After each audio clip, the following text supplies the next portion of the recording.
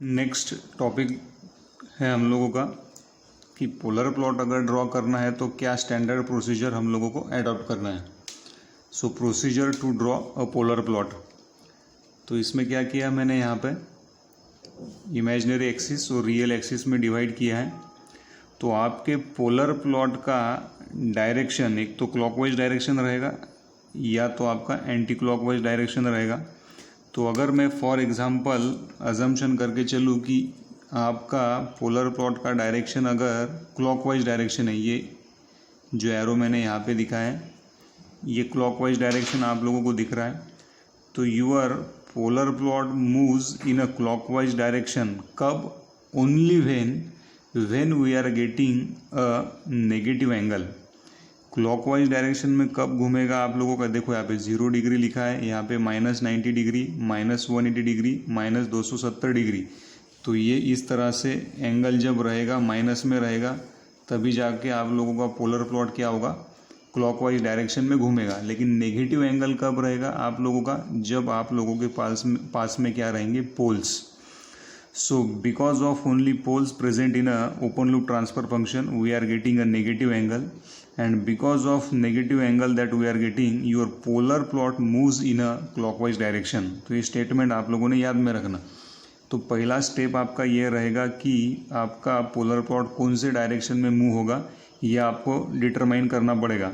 तो एंगल अगर नेगेटिव है तो वो नेगेटिव एंगल कौन कंट्रीब्यूट करता है, पोल्स आपके ओपन लूप सिस्टम के कंट्रीब्यूट करेंगे, और नेगेटिव एंगल की वजह से आप लोगों का पोलर प्लॉट कौन से डायरेक्शन में घूमने वाला है, क्लॉकवाइज डायरेक्शन में घूमेगा।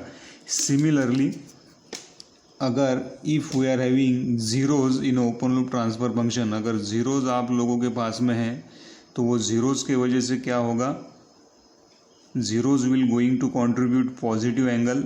और पॉजिटिव एंगल मतलब क्या कि अगर ये 0 डिग्री है, ये 90 डिग्री है, ये 180 डिग्री है, ये 270 डिग्री है, तो आपका पोलर प्लॉट कौन से डायरेक्शन में घूमना चाहिए, एंटी क्लॉकवाइज डायरेक्शन में आपका पोलर प्लॉट क्या होना चाहिए, घूमना चाहिए। तो इतना आप लोगों ने ध्यान में रखना कि पॉजिटिव एंगल है तो आपके पोलर प्लॉट का डायरेक्शन एंटी क्लॉकवाइज रहेगा, क्योंकि वो पॉजिटिव एंगल आप लोगों को जीरो की वजह से मिलेगा। नेगेटिव एंगल कब मिलता है हम लोगों को, पोल्स के वजह से मिलता है, और नेगेटिव एंगल आप लोग किस तरह से दिखाते हो, क्लॉकवाइज डायरेक्शन से दिखाते हो। तो नेगेटिव एंगल मिला मतलब आपके पोलर प्लॉट का डायरेक्शन क्या रहेगा, क्लॉकवाइज डायरेक्शन रहेगा। So this is your step number 1। Step number 2 क्या करना है हम लोगों को, लो फ्रीक्वेंसी एनालिसिस हम लोगों को करना है, और हम लोग देखे भी है low frequency analysis and then high frequency analysis. तो लो फ्रीक्वेंसी एनालिसिस में क्या करते हैं, ये स्टेटमेंट बड़ा ही इंपॉर्टेंट है। For a low frequency analysis observe the phase angle. Observe क्या बोलता है, वो फेज एंगल को आप लोग क्या करो, दो रिजल्टेंट फेज एंगल हम लोग निकालते हैं, उसको क्या करना है, ऑब्जर्व करना है। If positive tan term is larger than direction is anti clockwise. Obviously अगर पॉजिटिव tan आपका tan टर्म अगर आपका ग्रेटर देन है नेगेटिव tan टर्म से, तो आपका क्लॉकवाइज एंटी क्लॉकवाइज डायरेक्शन में घूमेगा। एग्जाम्पल के तौर पे मैं यहाँ पे लेता हूँ, if we are getting resultant angle phi R will be equals to, for example है -90 plus tan inverse omega minus tan inverse omega by 2 minus tan inverse omega by 4।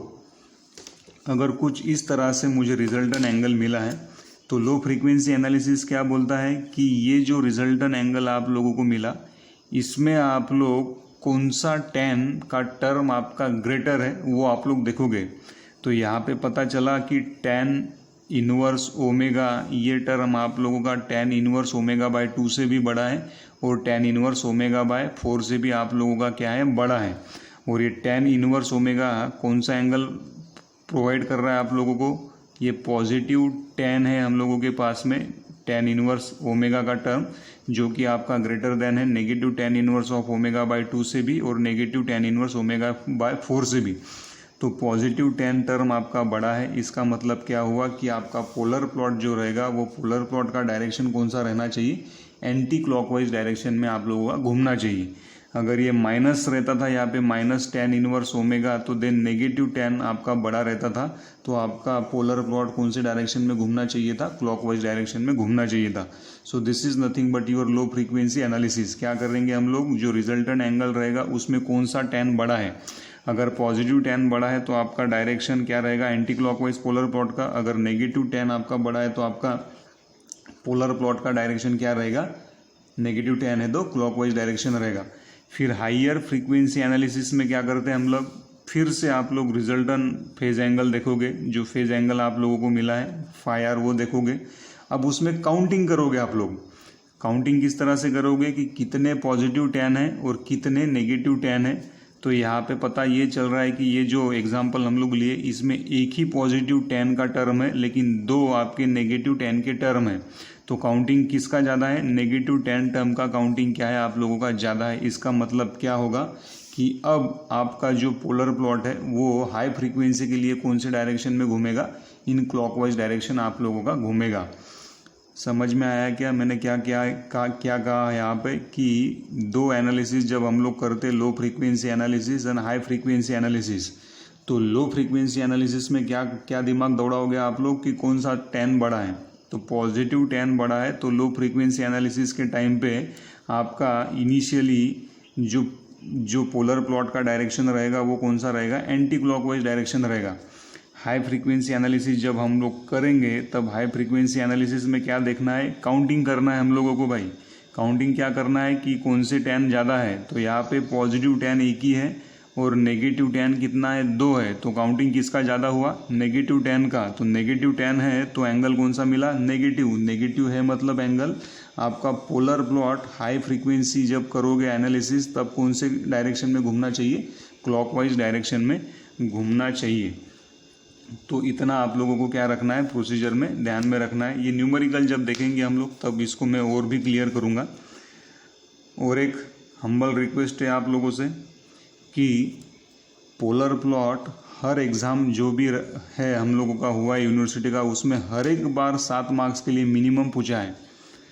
तो 99.99% यूनिवर्सिटी की जनता ये पोलर प्लॉट और Nyquist plot को direct गायब कर देती है, स्किप कर देती है, पता नहीं क्यों। यूए बख्शी अगर आप लोग देखोगे तो यूए बख्शी में और मैं जो हम लोग जो डायरेक्शन से या जो मेथडोलॉजी से पोलर प्लॉट की न्यूमेरिकल सॉल्व करने वाला है वो टोटल अपोजिट है। तो यूए बख्शी आप लोग बिल्कुल भी रेफ़र नहीं करोगे पोलर प्लॉट और नाइक्विस्ट प्लॉट के लिए। उसमें गलत दिया है, पूरा गलत है क्या नहीं मुझे पता नहीं है वो लेकिन सारे ही अच्छी जो स्टैंडर्ड फैकल्टी आप लोग देखोगे, NPTEL वाले या IIT वाले प्रोफेसर या उमेश दंडे सर वगैरह आप लोग देखोगे उनके वीडियो लेक्चर्स, तो आपको पता चलेगा कि वो सीधा ही बोलते हैं कि वो बुक कुछ काम का नहीं है पोलर प्लॉट और नाइक्विस्ट प्लॉट के लिए। तो उसके लिए आप लोग उसको रेफ़र भी नहीं करोगे। जितना न्यूमेरिकल मैं आप लोगों के यहाँ पे लूँगा और वीडियो से प्रोवाइड करूँगा और नोट्स में जितने भी न्यूमेरिकल है उतने आप लोग अच्छे से कर लो, उतने मोर देन सफिशिएंट है। आपको पिछला जो एग्ज़ाम हुआ उसमें सीधा 13 मार्क्स के लिए एकदम इजी क्वेश्चन आप लोगों को पूछ लिया, लेकिन सारे ही लोग इसको छोड़ देते हैं, इसलिए फिर वो क्वेश्चन बनते नहीं है। आप लोग बोर्डे प्लॉट के भरोसे पे रहते हो, लेकिन बोर्डे प्लॉट कभी कभी एकदम एक्सट्रीम लेवल का पूछ लेता है, फिर वहाँ पे हाथ पैर आप लोगों के हाथ पैर ठंडा गिरना शुरू हो जाता है। तो ये इजी टॉपिक है, ये आप लोगों ने करना चाहिए, इसको स्किप नहीं करना है।